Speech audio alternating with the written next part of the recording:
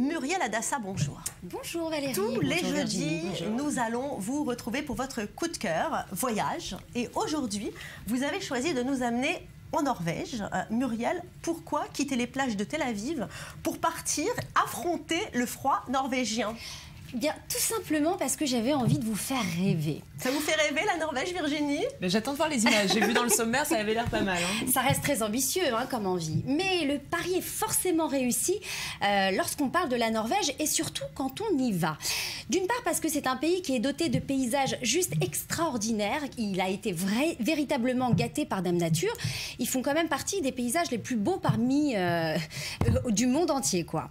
Donc, et d'autre part parce que vous allez pouvoir assister à des phénomènes féeriques, voire magiques. Lesquels, par exemple? Entre autres, les aurores boréales. Alors, qu'est-ce que c'est? Expliquez-nous, Muriel. Regardez, est-ce qu'on a les images? Oui, bien sûr. Voilà, nous avons les images.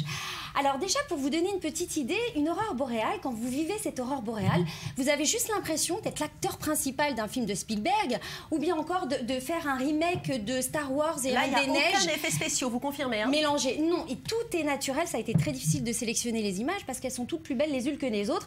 Donc bien évidemment, il y a une explication scientifique, mais je n'ai pas du tout envie de rentrer dans ces détails aujourd'hui. J'ai juste envie de laisser la magie opérer. C'est juste sublime. Vous avez des spectres de couleurs à n'en plus finir qui s'élèvent dans le ciel. C'est juste magique. C'est un moment unique à vivre au moins une fois dans sa vie. Où peut-on les voir justement, ces aurores boréales? Alors, où peut-on les voir? Notamment en Norvège du Nord, dans les îles de Lofoten, pardonnez mon norvégien, jusqu'au Cap du Nord.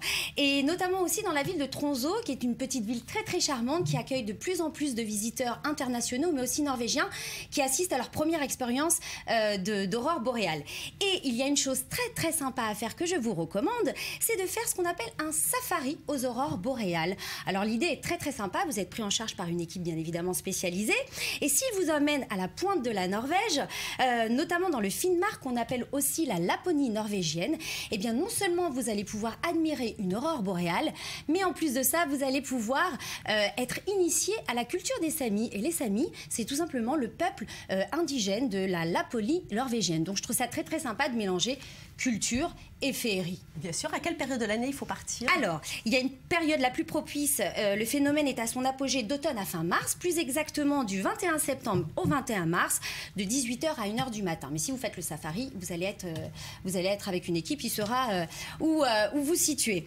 Autre phénomène? Oui, justement, parce qu'on vient de parler des magnifiques couleurs justement des aurores boréales, mais je crois qu'il y a autre chose à ne pas rater en Norvège, c'est le soleil de minuit. Exactement. Alors une autre période, effectivement, là c'est l'été.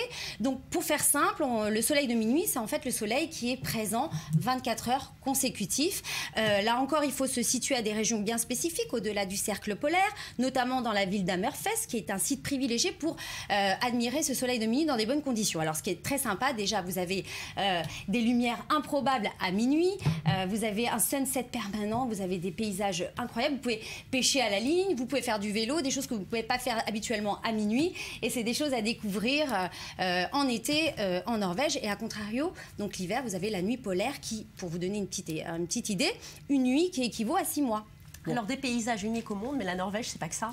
Non, pas du tout. La Norvège, c'est aussi connaître une ambiance de nuit un samedi soir à Oslo. Vous avez la possibilité de grimper au phare de Linden, admirer le panorama sauvage du sud de la Norvège, et aussi une chose très très intéressante à faire, c'est une croisière sur les fjords.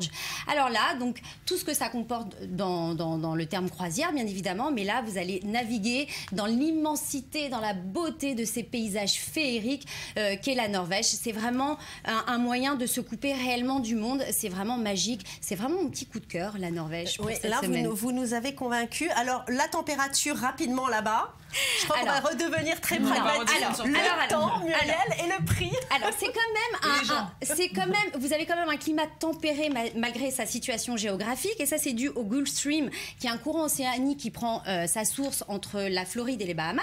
Ce qui fait qu'en été, vous pouvez atteindre des températures à 30 degrés pour faire plaisir, Valérie. Mais attention, ne jamais partir sans sa petite laine et son petit blouson, parce qu'il suffit qu'il y ait un petit coup de vent et un petit coup de froid, un petit peu de pluie, et hop, vous redescendez à 5 degrés.